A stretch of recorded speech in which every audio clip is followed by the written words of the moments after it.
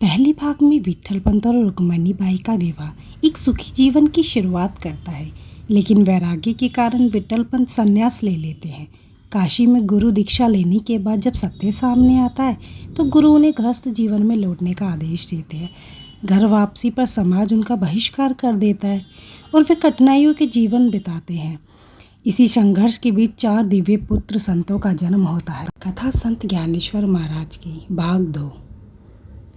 विट्ठल पंत और रुक्मणी बाई के द्वारा अपने पुत्रों को पूर्ण ज्ञान देने के बाद समाज द्वारा उन्हें स्वीकृति दिलाने के लिए आलंदी के गुरुओं के पास जाकर उन्हें पंडित बोलने का अधिकार, किंतु समाज द्वारा उन्हें तिरस्कृत करना और बहिष्कृत कर देना और यह कहना कि तुम्हारा जीवन अब शुद्ध नहीं है, उसे शुद्ध करने के लिए तुम्हें प्रायश्चित करना आएगा।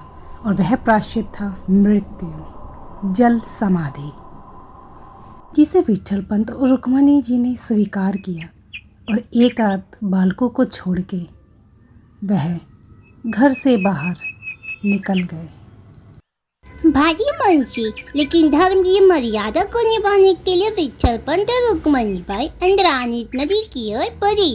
उनके 4 छोटे छोटे बच्चे निर्वती नाथ, ज्ञानदेव, सोपानदेव और मुक्ताबाई वे अकेले छोड़ के निकल पड़े।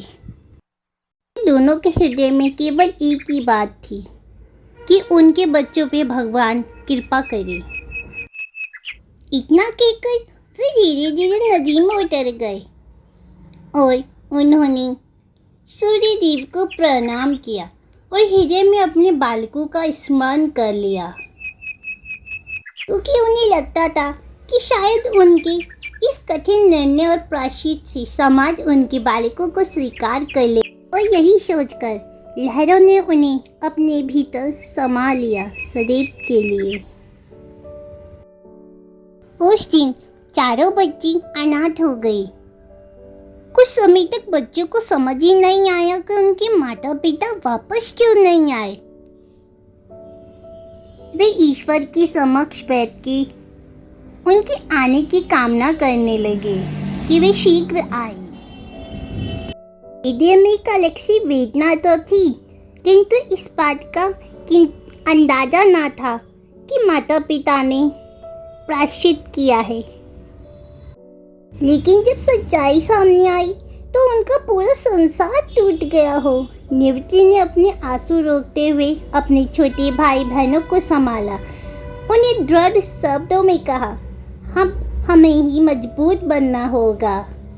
उसी दिन उनका बचपन खत्म हो गया और संघर्ष भरी जिंदगी की एक नई यात्रा की शुरुआत हुई।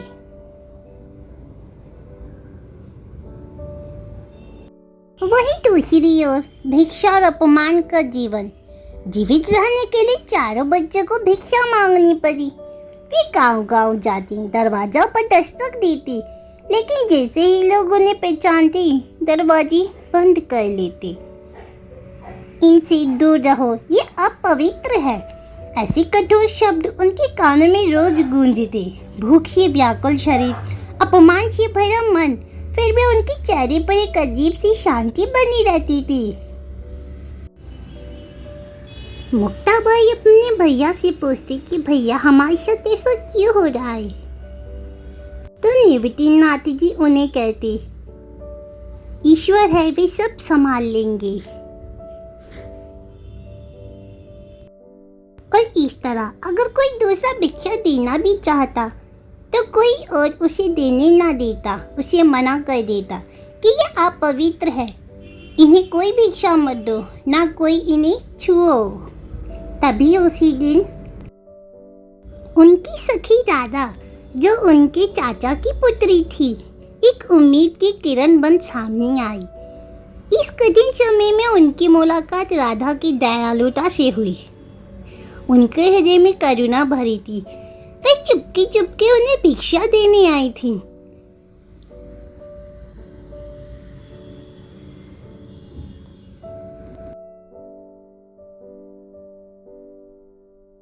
कि सभी बच्चे आगे बढ़ ही रहे थे, तभी राधा के पिता ने उसे देख लिया भिक्षा देते हुए और उनसे उस भिक्षा की झोली लेकर सारी भिक्षा को धरती पे गिरा दिया और राधा की बहुत निवेदन करने पर भी उन्होंने उनको वो भिक्षा लेने नहीं दी, किंतु उन्हें अछूत अपवित्र कह और अपमान किया। इस तरह सभी बालक अपने घर की ओर आ गए। तभी अचानक घर में बैठे हुए उस दिन सोपानदेव के पेट में अत्यधिक पीड़ा हो रही थी, भूख की वजह से। मासूमियत में कहा, भैया मुझे बहुत भूख लगी है, कुछ खाने को दो ना। और वे रोने लगे, किंतु उसी बीच में यही सुनकर ज्ञानेश्वर के मन में एक पल के लिए क्रोध जाग उठा। उनकी आंखों में तेज चमकने लगा, जैसे भीतर कोई अग्नि जल रही हो। क्रोध था समाज के द्वारा बहिष्कृत करने का, समाज के द्वारा कठोर शब्दों का उपयोग करने का, समाज के द्वारा उन्हें ना अपनाने का। तो सवाल बहुत थे, किंतु उत्तर ना थे। तभी ज्ञानेश्वर जी ने मुक्ताबाई को कहा कि तुम आटा गूंदो। तब मुक्ताबाई आगे आई। उन्होंने थोड़ी सी भिक्षा से जो भी भिक्षा बची थी आटा गूंदा, किंतु रोटी पकाने के लिए चूल्हा न था। तब मुक्ताबाई ने उस गुथे हुए आटे को अपने भाइयों के हाथ में दिया। उसी समय ज्ञानेश्वर जी ने अपने हाथ में उस आटे को रखा और कुछ ही देर में वह पलट गए। तभी एक अद्भुत घटना हुई। ज्ञानेश्वर ध्यान में बैठ गए। मुक्ताबाई ने उनकी पीठ पर, जो अग्नि की तरह गर्म हो गई थी, लेकिन उनके चेहरे पे पूर्ण शांति थी, ना दर्द ना शिकायत, सिर्फ ध्यान और संतुलन। रोटी सेकी। ये केवल चमत्कार न था, बल्कि त्याग, सहनशीलता और आत्मबल का प्रतीक था। ये दृश्य देखकर निवृत्तिनाथ समझ गए कि ज्ञानेश्वर कोई साधारण बालक नहीं है। उन्होंने उनके सिर पर हाथ रखा और उनके भीतर के क्रोध को शांत किया। उसी क्षण निवृत्तिनाथ उनके गुरु बन गए और सभी बालकों ने उस रोटी को ग्रहण किया। और फिर कुछ पलों के लिए जैसी खुशियाँ लौट आई हो। तभी उनकी मुलाकात, कुछ समय बाद उनकी मुलाकात फिर राधा से हुई। राधा उनके पास आई। उसने कहा, अगर तुम्हें समाज में स्थान चाहिए तो तुम्हें शुद्धि पत्र लेना होगा। चारों भाई बहनों को ये बात सही लगी और उन्होंने उन्हें अपने गुरु के पास जाने के लिए विनम्रता से कहा कि गुरुदेव तुम्हें शुद्धि पत्र लाने के लिए एक सही सुझाव देंगे। तुम्हें उनके पास जाना चाहिए। तभी चारों भाई बहन गुरु जी के आश्रम में गए। उन्होंने उन्हें दक्षिणा दी और उनके समक्ष अपनी बातों को रखा कि किस तरह उन्होंने सभी वेदों को अर्जित कर लिया है, ज्ञान ले लिया है।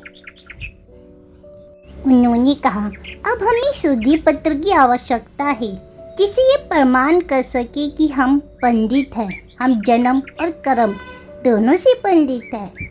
किंतु गुरुदेव ने कहा, ये निर्णय यहाँ नहीं होगा, तुम्हें पैठण जाना होगा। पैठण एक विद्वानों का नगर था जहाँ ब्राह्मणों की सभा निर्णय लेती थी कि किसे शुद्धि पत्र दिया जाए और किसे ना दिया जाए। उन्होंने कहा कि मैं तुम्हारी बात वहाँ तक पहुँचा तो दूंगा, किंतु तुम्हें स्वयं वहाँ जाना होगा। तो सभी ने उनकी बात को स्वीकार करा और चारों अपनी नई दिशा की ओर निकल पड़े। अब चारों भाई बहनों ने एक लंबी और कठिन यात्रा की शुरुआत की। नंगे पांव, भूखे पेट, लेकिन मन में अटूट विश्वास। लिए वह निकल पड़े अपनी यात्रा के लिए, अपनी प्रामाणिकता के लिए, शुद्धि पत्र के लिए, केवल मन में विश्वास धरकर कि उन्हें न्याय मिलेगा वहां जाकर।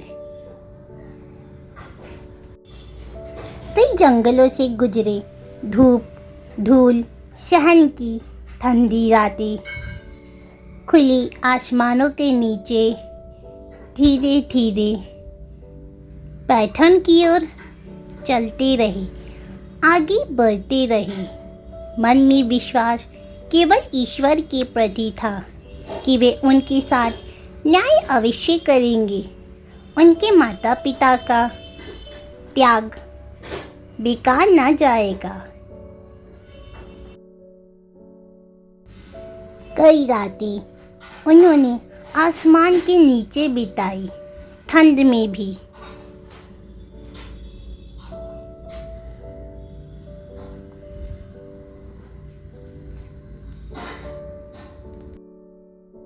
किंतु किसी ने भी हार ना मानी। वे फिर उठते, चलते और फिर सोते, फिर उठते, फिर एक नई दिशा की ओर आगे बढ़ते। इस तरह पग पग धीरे धीरे चलते चलते एक दिन, कई बीते लम्हों को कठिन यात्रा के बाद, एक सुबह उन्हें दूर एक विशाल नगर दिखाई दिया और वही उनकी यात्रा थी, पैठन की यात्रा। उनके कदम थके हुए थे, लेकिन आंखों में आशा की चमक थी। तभी चारों भाई बहन नगर में प्रवेश करते हैं, जहां विद्वान पंडित उनकी प्रतीक्षा कर रहे थे। उन्हें नहीं पता था कि अब उनकी सबसे बड़ी परीक्षा की ये शुरुआत थी, लेकिन उनके भीतर विश्वास था, सत्य और भक्ति हमेशा विजय पाती है।